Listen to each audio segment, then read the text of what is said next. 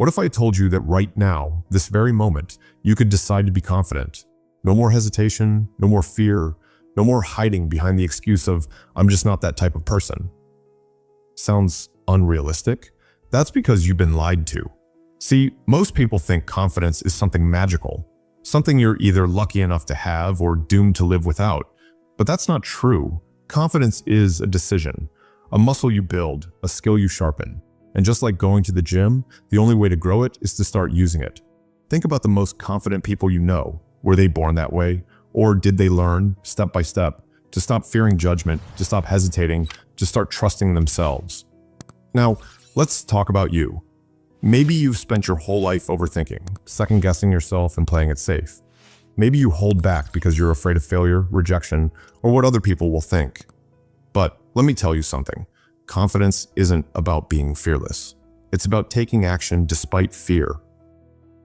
So, what's stopping you? Is it the fear of messing up? The fear of looking stupid? The fear that you're not good enough? Here's the truth. All of that is a lie. A false story you've been telling yourself for too long, and today we're going to rewrite that story. By the end of this journey, you won't just wish for confidence, you'll have it. Because confidence isn't found, it's created. And starting right now, you're going to build it for yourself. Chapter 1. The Silent Killer of Dreams. What if I told you the only thing standing between you and the life you want is something you can't see? Something that whispers in your ear, convincing you you're not good enough, not smart enough, not worthy enough. That voice, it's your own self-doubt, and it's the silent killer of dreams. Think about it. How many times have you held yourself back? You wanted to speak up in a meeting but stayed silent. You dreamed of starting that business, but convinced yourself you weren't ready. You wanted to approach someone, but assumed they'd reject you. Self-doubt doesn't just stop you from winning, it stops you from even trying. And here's the scary part. Every time you let it win, it gets stronger. It grows like an invisible monster, feeding off your hesitation, getting louder, more convincing, more ruthless. But let's be real, confidence isn't something you're born with. It's built like a muscle. You don't wake up one day with rock-solid self-belief. You forge it through action, through failure, through getting up one more time than you fall. But most people don't see that. They look at successful, charismatic people and assume they just have it. That's the biggest lie ever told. Every confident person you admire was once just as insecure as you. The difference? They stopped feeding their self-doubt and started feeding their courage. Let's test something right now. Imagine standing on a stage in front of 1,000 people. Your heart starts pounding, right? That's fear. But guess what?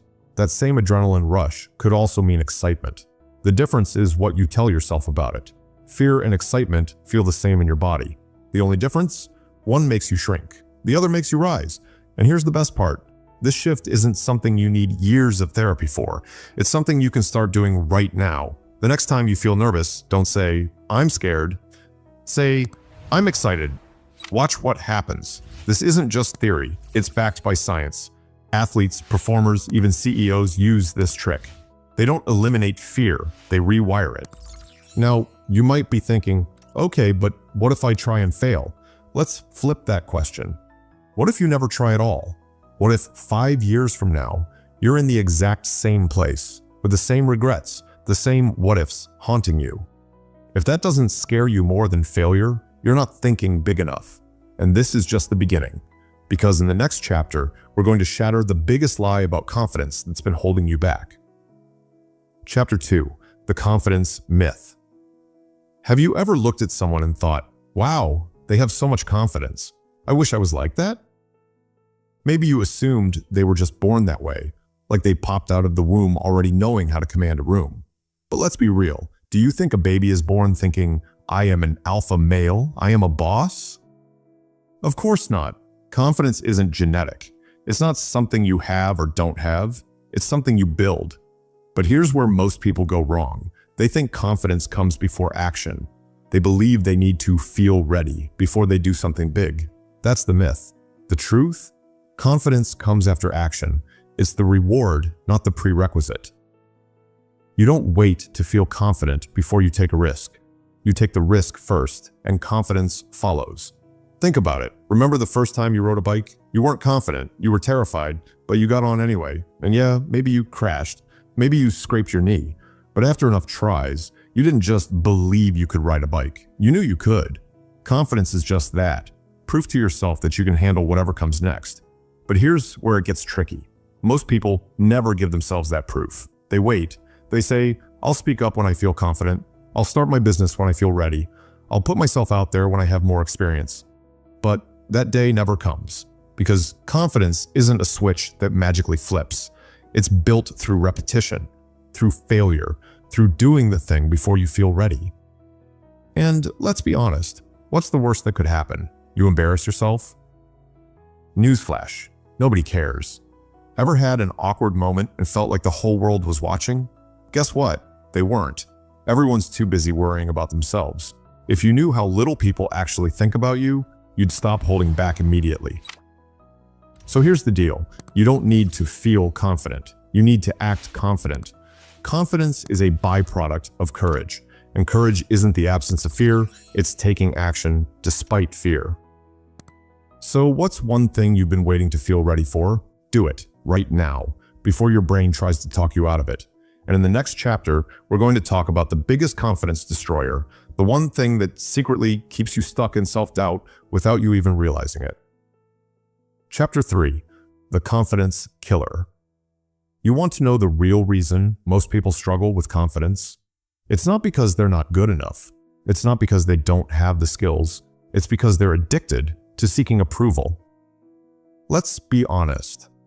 How many times have you changed what you wanted to say because you were afraid of what people might think? How often do you overanalyze a text before sending it? Or feel anxious about posting something online because, God forbid, it doesn't get enough likes? We all do it. It's wired into us. Back in the caveman days, being accepted by the tribe meant survival. Getting rejected meant death. But guess what? This isn't the Stone Age.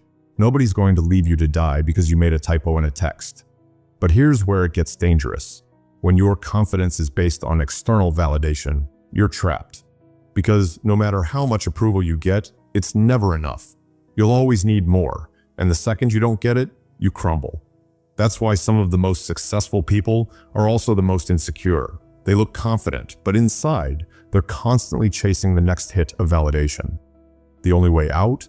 Stop outsourcing your self-worth. Stop measuring your confidence by how many people approve of you. Start measuring it by one thing: how much you respect yourself. Because confidence isn't about being liked. It's about being unshakable, even when people don't like you. Think of the most charismatic, powerful people you admire. Are they trying to please everyone? Nope. They own who they are, unapologetically. They attract respect because they don't beg for it. And here's the paradox. When you stop caring so much about approval, you actually become more confident, more magnetic, more powerful. So here's your challenge. Stop hesitating because of what people might think. Instead, ask yourself, if nobody's opinion mattered, what would I do? Do that. Because at the end of the day, people's opinions are temporary, but your regrets, those last forever. And in the next chapter, we'll talk about how to rewire your brain for unshakable confidence, so fear stops controlling you for good. Chapter 4, rewiring your brain for confidence. What if I told you that confidence isn't about what you do, it's about how you think? Your brain is like a computer, running on old, outdated programming that's been holding you back for years. And if you don't rewrite the code, you'll keep repeating the same patterns, hesitating, overthinking, doubting yourself. Let's break this down. Every time you think, I can't do this, I'm not good enough, or what if I fail?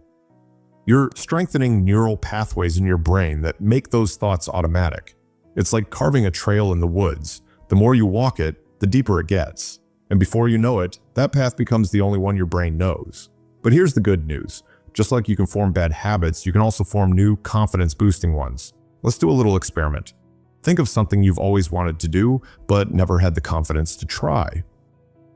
Now, instead of imagining yourself failing, picture yourself crushing it. Not just once, every single day. Sounds simple, right?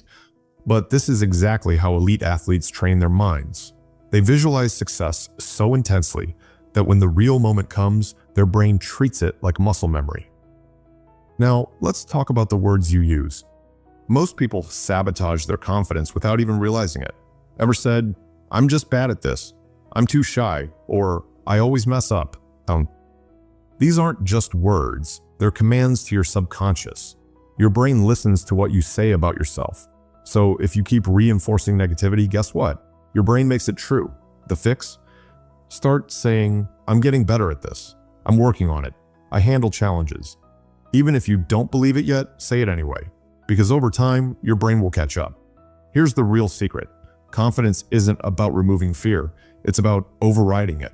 Your brain will always try to keep you in your comfort zone, but you don't have to listen. When fear says you can't, rewire your brain to respond with, "Watch me." And if you think this is just positive thinking, think again. This is brain science. Change the way you think, and you'll change the way you live. And in the next chapter, we're going to expose the single biggest mindset shift that can make or break your confidence. Chapter 5, the one belief that changes everything.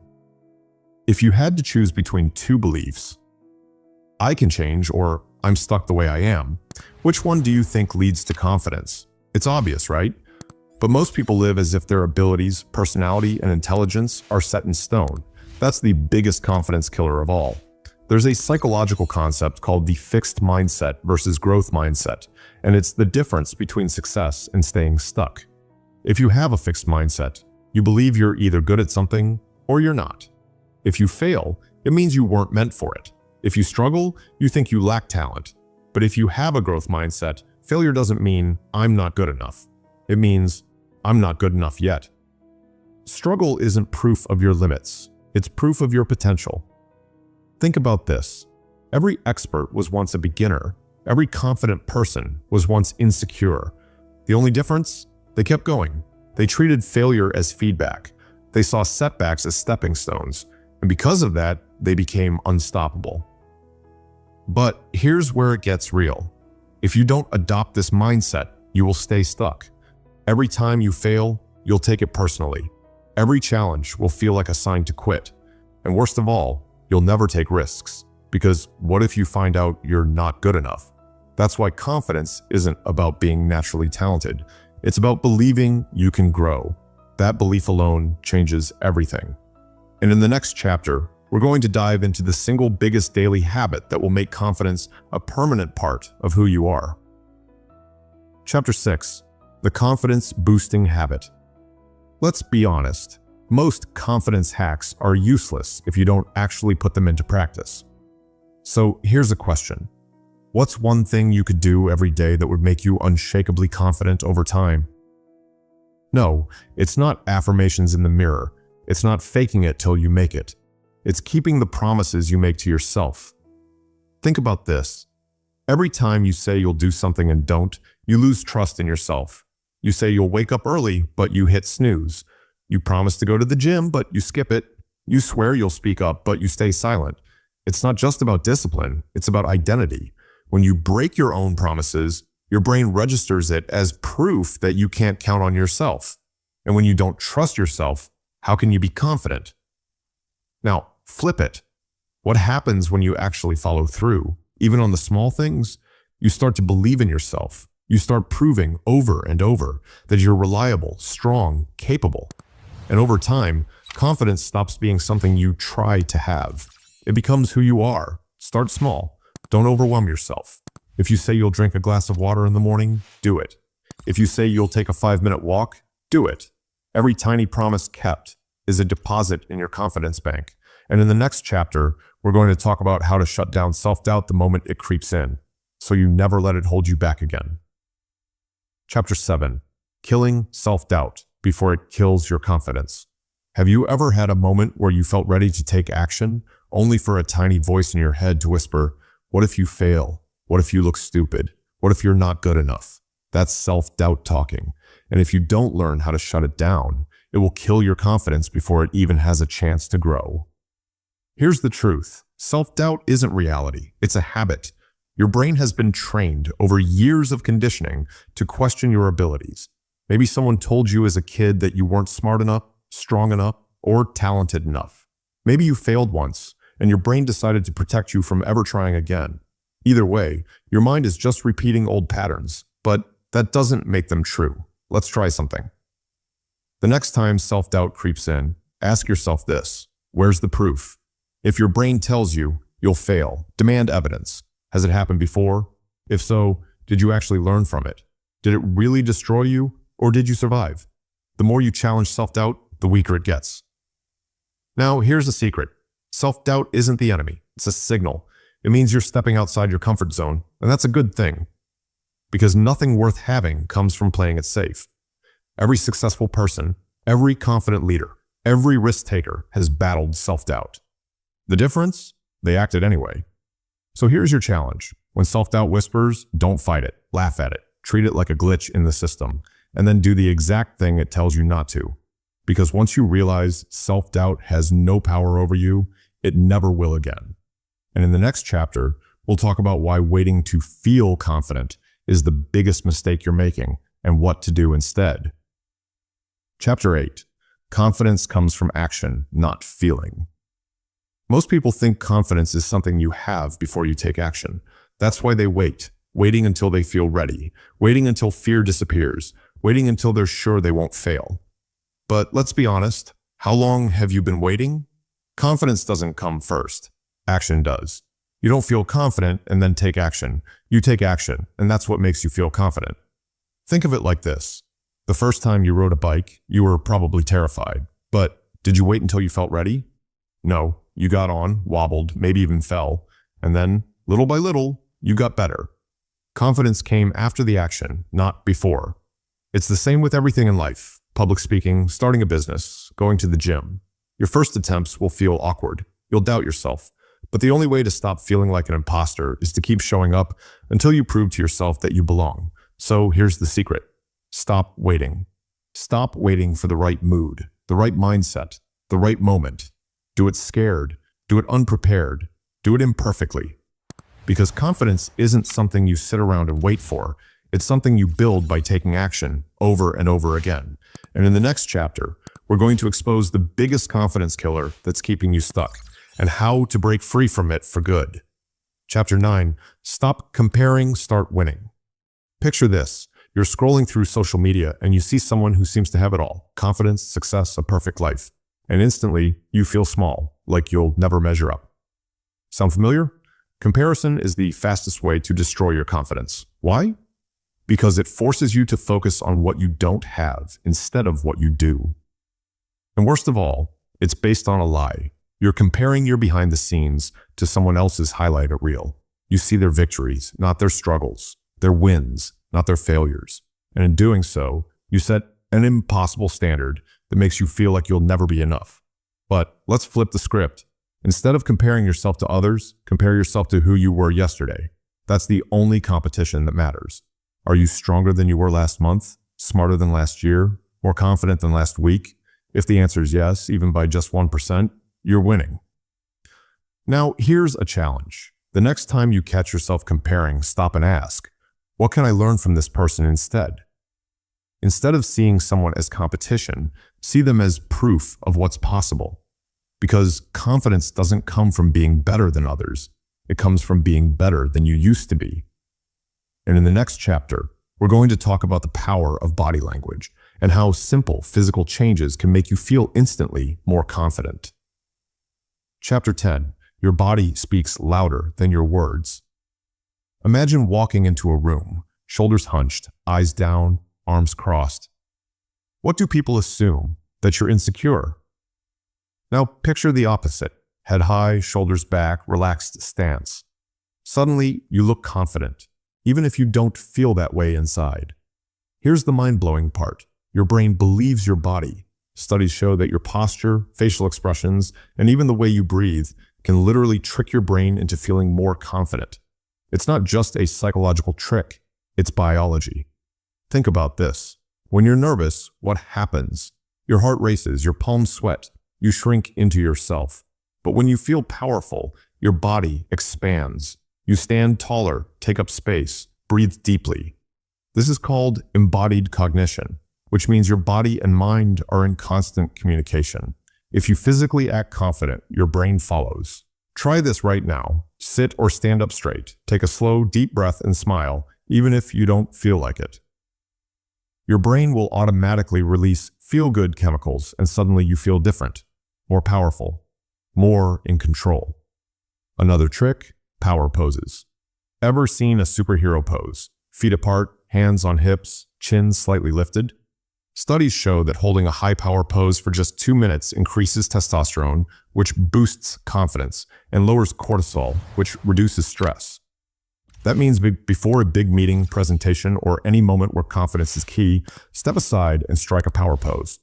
It sounds ridiculous, but it works.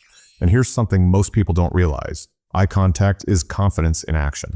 The next time you talk to someone, hold eye contact a little longer than usual. Not in a creepy way, but just enough to show you're sure of yourself. If that makes you uncomfortable, practice looking at the bridge of someone's nose. They won't know the difference, but you'll look and feel more self-assured. Your body is your secret weapon. Even when your mind isn't on your side, your body can lead the way. And in the next chapter, we'll talk about why your inner voice is the real key to bulletproof confidence and how to train it to work for you instead of against you. Chapter 11. Rewiring your inner voice. If you spoke to your friends the way you speak to yourself, would they stick around? Probably not, because let's be honest, our self-talk is brutal. You're not good enough. You always mess up. Why even try? And the worst part, we believe it. But here's the truth. Your inner voice is not the truth. It's a habit. And just like any habit, it can be changed. Think about this. Your brain has been programmed over years to repeat certain messages. Maybe you grew up in an environment that made you doubt yourself. Maybe past failures made you feel like you weren't capable. Whatever the reason, those negative thoughts are just old mental recordings. They feel automatic, but they're not facts. Here's how you fix it. Start talking to yourself like someone you respect. Try this. Next time you catch yourself saying, "I always mess things up," stop and reframe it. Say, "I'm still learning, and every mistake is making me better," instead of, "I'm not good enough." Try, "I am improving every single day." It sounds simple, but over time, this rewires your brain. Another trick? Give your inner critic a name. No, really, personify it. Call it something ridiculous like Doubtful Dave or Negative Nancy. That way, when self-doubt creeps in, you can say, "Oh, here comes Dave again, talking nonsense." It instantly takes the power away. And remember, your brain listens to what you repeatedly tell it. So if you constantly feed it negativity, that's what it believes. But if you start feeding it confidence, even when you don't fully feel it yet, your brain will eventually catch up. And in the next chapter, we'll go even deeper, because confidence isn't just about how you talk to yourself. It's about what you feed your mind every single day. Chapter 12. Guarding your mental diet. You wouldn't eat poison and expect to feel good, right? Then why do we consume negativity and expect to feel confident?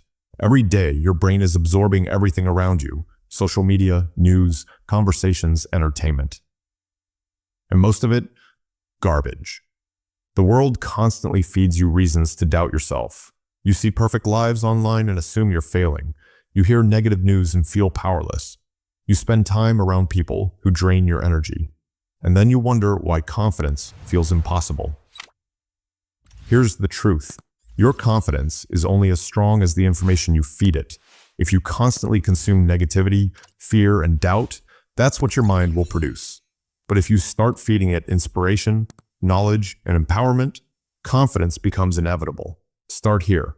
Take a hard look at what you're consuming. What kind of content fills your social media feed? Are you following people who inspire you or people who make you feel inadequate? What kind of conversations dominate your day? Are they pushing you forward or holding you back? Now, here's something that will change your life. Control your inputs. Unfollow negativity. Unsubscribe from fear-driven news. Limit time with people who drain you, and replace all of it with things that fuel your confidence. Books, podcasts, music, conversations that lift you up instead of tear you down. Try this for just 1 week. Go on a mental detox. Fill your time with things that expand your mind and energize your spirit. At the end of that week, notice how you feel. More confident, more in control? That's because what you consume creates your reality. And in the next chapter, we're going to take this even further, because your environment isn't just what you consume, it's who you surround yourself with. And that That can make or break your confidence faster than anything else. Chapter 13. Who you surround yourself with. Ever heard the saying, you're the average of the 5 people you spend the most time with? Them. It's not just a cute quote, it's a harsh reality. The people around you either build your confidence or slowly destroy it. Think about this. If you're constantly around people who doubt themselves, complain about life, and play the victim, guess what happens? You start absorbing that energy. It's like secondhand smoke. You might not be the one lighting the cigarette, but you're still breathing in the toxins. Now, flip that. Imagine surrounding yourself with people who push themselves, take risks, and believe in their potential. Even if you doubt yourself at first, their mindset rubs off on you. Suddenly, you start thinking bigger, taking action, and seeing yourself in a new light. So here's the million-dollar question. Who's in your circle right now? Are they lifting you up or pulling you down? Do they make you feel energized or drained? Are they helping you grow or keeping you stuck? If your circle isn't making you better, you don't have to cut people off completely. But you do need to set boundaries. Spend less time with those who bring you down and more time with those who push you forward.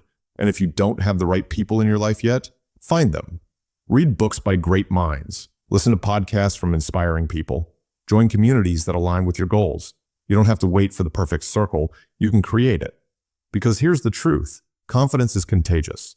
Surround yourself with people who believe in themselves, and soon you'll start believing in yourself too. And in the next chapter, we'll talk about an even bigger game changer, because confidence isn't just about who you're around, it's about how you handle failure.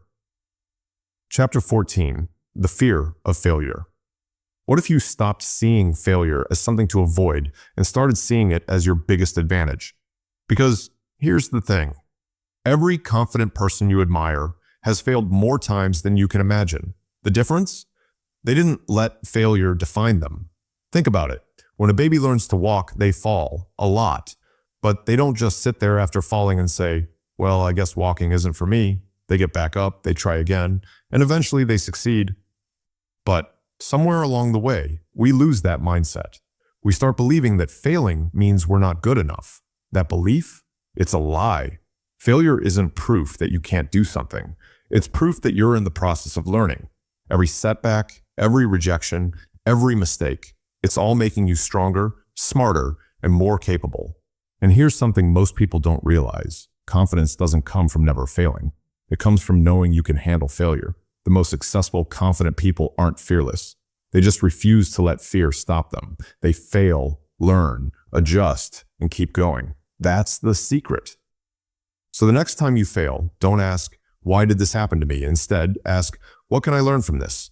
Because every time you push through failure, you prove to yourself that you're unstoppable. And in the next chapter, we're going to flip failure on its head, because the real secret to confidence? It's not avoiding fear, it's using it. Chapter 15. Using fear as fuel. What if I told you that fear isn't your enemy? That feeling of your heart racing, your palms sweating, your stomach twisting. It's not a sign to stop. It's a sign that you're alive, that you're stepping into something bigger than yourself. Most people think confidence means not feeling fear. That's not true. Confidence is feeling fear and taking action anyway. Think about it. Every major achievement in your life started with fear. The first time you spoke in front of a group, the first time you tried something new, the first time you stepped outside your comfort zone. Fear was there, but so was growth. Here's the secret. Fear and excitement feel almost identical in the body. The only difference? The story you attach to it. If you tell yourself, I'm nervous, I can't do this, fear wins. But if you tell yourself, I'm excited, this is an opportunity, suddenly fear becomes fuel. Try this next time you're afraid, flip the script. Instead of saying, I'm scared, say, I'm excited. Your brain will start believing it. And if that doesn't work, take action anyway. Confidence isn't something you wait for. It's something you build by doing. The more you push through fear, the less power it has over you. Because here's the truth. Fear is never going away. But your ability to handle it, that's what makes you unstoppable. And in the next chapter, we'll talk about how to take everything you've learned and start owning every room you walk into. Because confidence isn't just a mindset, it's a presence. And when you have it, the world takes notice. Conclusion. Confidence isn't something you're born with. It's something you build. Every single day, with every choice you make, you're either strengthening your confidence or weakening it. And now you know the truth. It's not about waiting until you feel ready. It's not about avoiding failure or eliminating fear. It's about stepping into the version of yourself that refuses to stay small. So the real question is, are you ready to step up? Because the world won't wait. Opportunities won't wait. Your potential won't wait. The longer you doubt yourself, the more you rob yourself of the life you're meant to live. And deep down, you know you're capable of more. Right now, at this moment, you have a choice. You can go back to doubting yourself, hesitating and waiting for the perfect moment.